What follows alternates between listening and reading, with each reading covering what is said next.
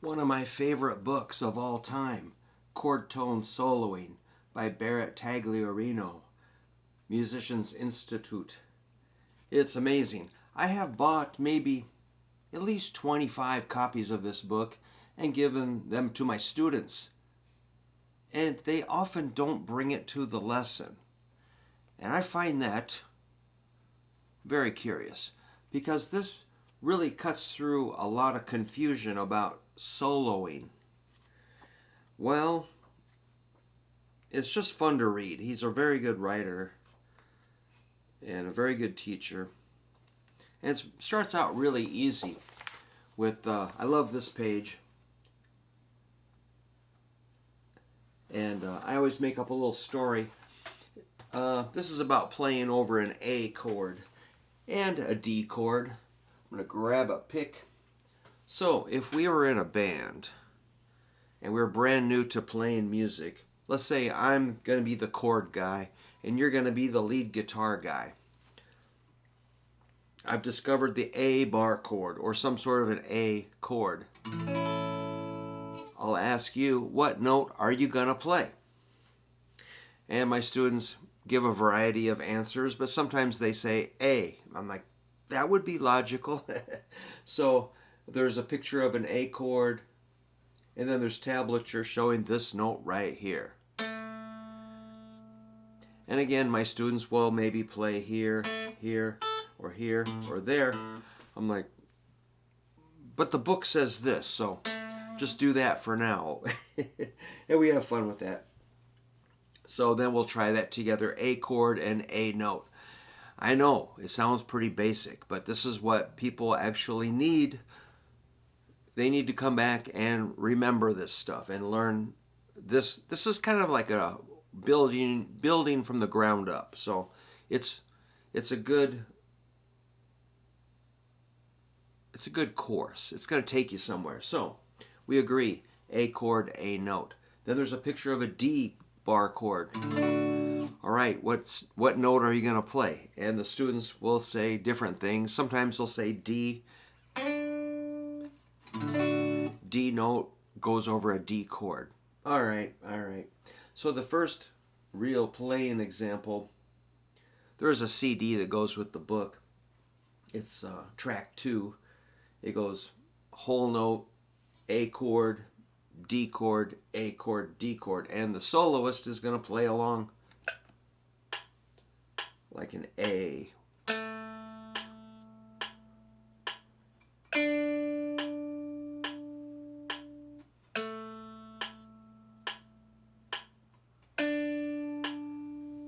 And it ends. And I always say, well, that was our first band practice. Then we have a celebration. That was awesome. We were great. And the next big band practice is it introduces lead-in notes, which is really cool.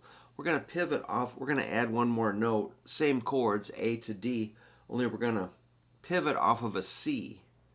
We're going to go C, A, C, D, C, A, C, D.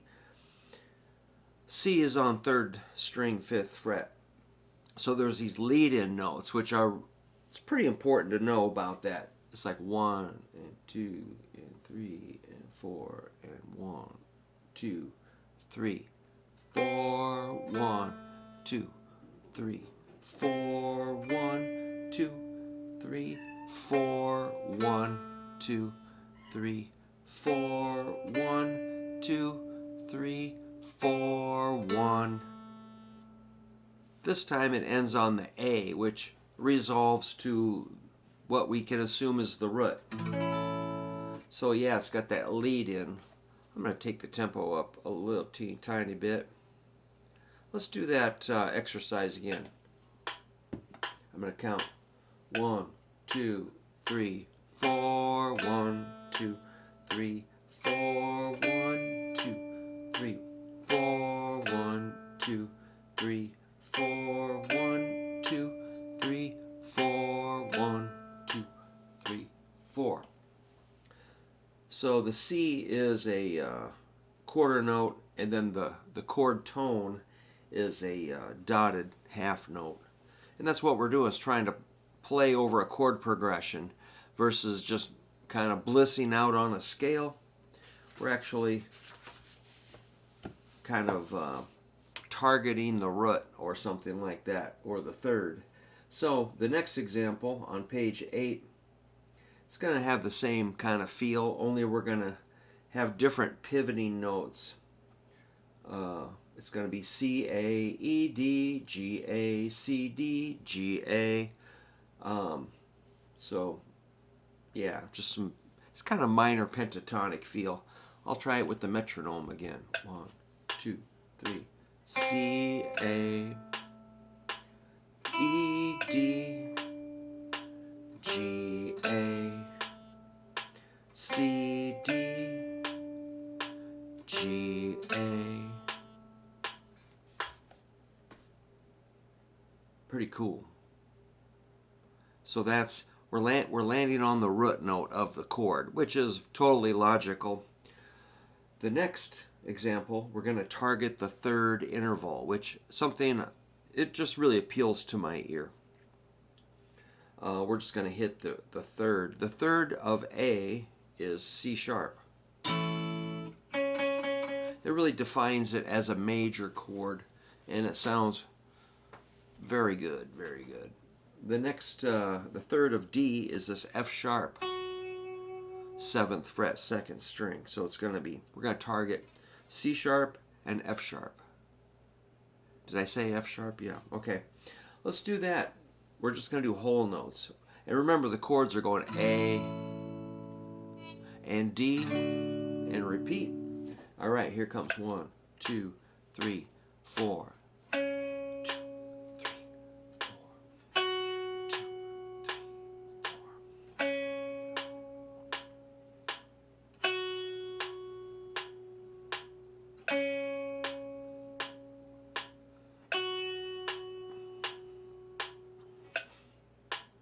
Missed.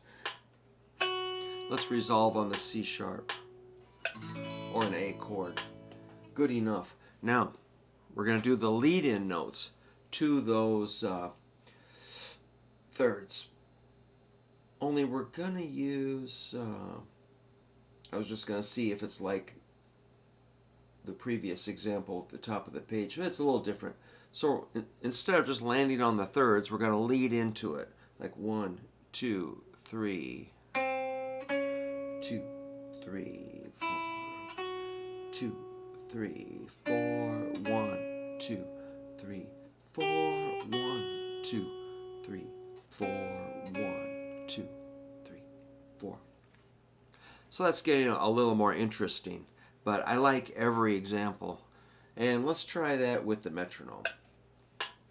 We'll count 1, 2, 3, C, C sharp, E, F sharp, D, C sharp, G, F sharp, C, C sharp.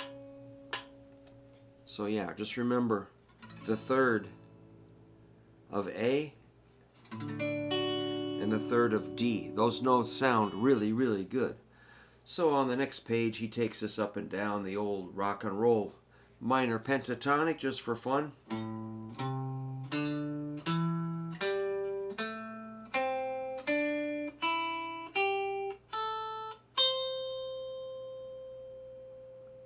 It always sounds weird when you end on C if you're thinking A minor pentatonic, so you might resolve to the root if you feel like it. So then there's some exercises, more lead-in notes targeting the third. 1, 2, 3, 4, 1, 2, 3, 4. All right, so that's like A, C, C sharp. 1, 2, there's a half note rest. 1, 2, 3, 4, 1, 2, 3, 4. So those are pretty basic little phrase training phrases. If you're brand new to guitar or unsure about how to solo, or if you're just like a guy that plays a random scale and wonders why it doesn't sound good, this is going to fix everything. So they give you these little exercises. Sometimes, I don't know if students think this is kind of tedious, I've been through this book many times, and I get something out of it every time. It just depends kind of your mindset, I think. Let's do the next one.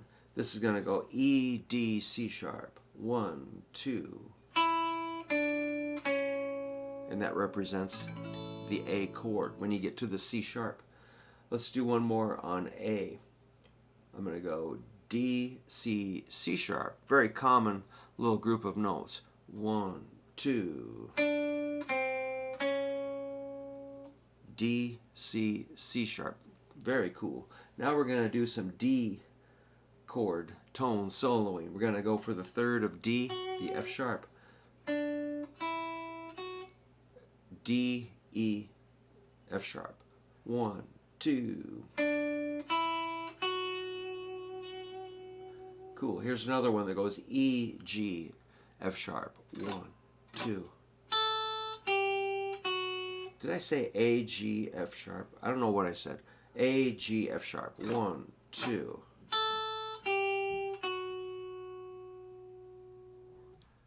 And here's another one. E, G, F sharp. 1, 2. I hit a little bit of the chord. And one more. G, E, F sharp. 1, 2. So if you're playing some blues,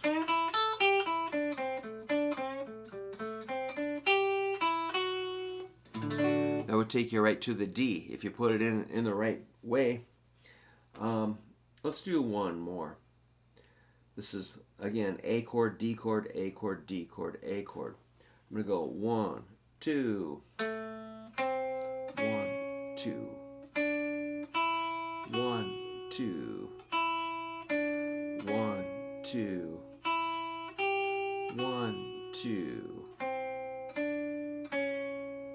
So it's starting to sound a little more loose. And then on the next page, we start introducing eighth notes. And gets a little more funky. And so there's more on page 11. If you're interested, I can pick up on that page another time, but let me just remind you of what I'm talking about. The book, Chord Tone Soloing, Barrett Tagliarino, A Guitarist's Guide to Melodic Improvising in Any Style. It starts out really simple, but it does get pretty involved with the caged system, major scales, arpeggios, all kinds of, like a D minor 7 flat 5 arpeggio, D major 7 arpeggio, D7 arpeggio. A lot of timing stuff. And it gets really interesting, and it's very complete. It will take you quite a while to get through the book. So if you're taking lessons with me and I gave you one of these books, bring it in, practice, and show up with the book. It's wonderful. You can find these probably on a Hal Leonard website. I usually get them off eBay and give them out to students. So I just gave away a copy to a guy that's really doing super good on guitar, and he's really into the theory. He wrote out all these chord formulas, scale formulas. He wrote out all kinds of diagrams meticulously in tiny microscopic handwriting. It's wonderful. I thought, this guy's actually thinking about it. So if you really want to step up your game, I recommend this book. I need to see if I can download those backing tracks, but you can just count it out too. So that's it for now, but thanks for stopping by. Hey, if you want to subscribe, that would rock. And